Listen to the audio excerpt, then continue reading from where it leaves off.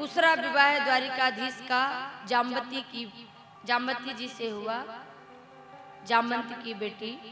तो श्री सुखदेव से परीक्षित ने कहा कि प्रभु, भालू की बेटी तो भालू के जैसे होगी, तो भगवान द्वारिकाधीश का विवाह जाम्बती से कैसे हो गया? सत्राजित नाम के राजा, जिनके यहाँ पर एक स्मयंतक मणि, और वह मणि प्रतिदिन 8 बार सोना देती। एक बार भरी सभा में द्वारिकाधीश ने कहा, सत्राजित, आपके घर में कुल कितने व्यक्ति हैं? कहा, महाराज मैं हूं, मेरी पत्नी है, एक मेरी बेटी है, 3 प्राणी, और उसमें भी 8 बार सोना देने वाली मणि।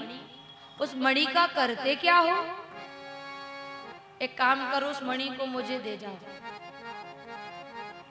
मैं जगत के कल्याण के लिए उस मणि का उपयोग करूंगा। सत्राजित ने मना कर दिया। जब सत्राजित ने मना किया, भाई प्रसेन उस बात को सुन रहा था। द्वारिकाधीश को तो इन्होंने मणि दी नहीं है, अब इस मणि को मैं धारण करके रखूंगा।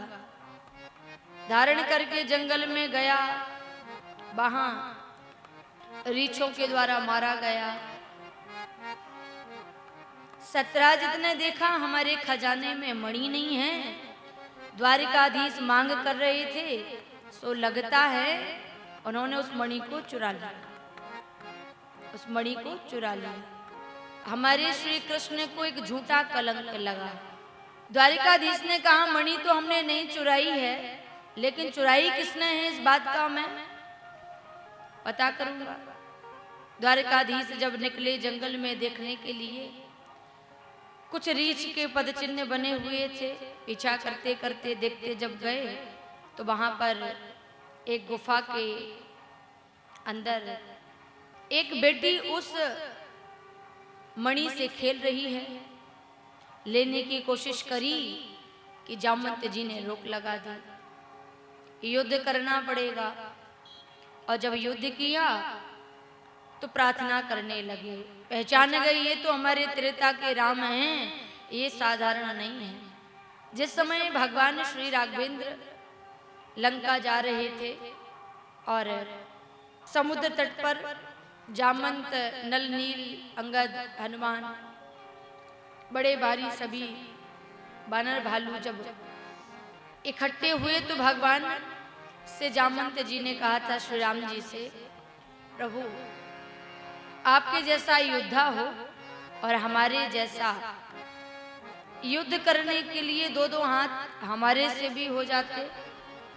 श्री राम जी ने कहा था, जामवंत, त्रेता में राम बन करके आया हूं, स्वामी और शिष्य का युद्ध होगा तो ये अच्छी बात नहीं है, समाज में संदेश बहुत गलत जाएगा। जब मैं द्वापर में कृष्ण बन के आऊंगा, तब तुम्हारी इच्छा की पूर्ति होगी। तो जामवंत जी आज भगवान के चरणों में प्रणाम करते हुए बोलते हैं, प्रभु आपने हमारी इच्छा की कामना पूर्ण करी। ये मेरी बेटी है, ये मणि तो मैं आपको देता ही देता हूँ। एक मेरी बेटी है जिसका नाम जाम्बती है, इस बेटी को भी मैं आपको ही सौंपना चाहता हूँ, आप स्वीकार करिए। द्वारिकाधीश के साथ में जामवंत की बेटी जाम्बती से दूसरा विवाह हुआ। द्वारिका के महलों में श्री कृष्ण लेकर के गए। मैया रुक्मिणी तो बहुत सुंदर थी। मालूम पड़ा कि द्वारिकाधीश ने जाम्बती से विवाह किया। जाम्बती कैसी है हमने देखा नहीं है, हमसे यदि ज्यादा सुंदर निकल गई तो फिर हमारी नहीं चलेगी महलों में। मन ही मन में कामना कर रही थी कि हमारे से ज्यादा सुंदर ना हो। द्वारिकाधीश ने कहा, जाम्बती तुम घूंघट डाल लेना, और जब तक मैं ना कहूं तब तक ऊपर मत करना। ठीक है। रुक्मिणी जी चिंतन कर रही थी, हमारे से ज्यादा सुंदर ना हो, हमारे से ज्यादा सुंदर ना हो। तब तक जाम्बती घूंघट को डाले रखी, और जैसे ही कहा, अरे हमारे जैसे ही रहें, भगवान श्री द्वारिकाधीश ने कहा, जाम्बती अपने घूंघट को ऊपर करो। तो जाम्बती रुक्मिणी की तरह बहुत सुंदर हो जाती हैं। बोलिए भक्ति वत्सल भगवान की जय।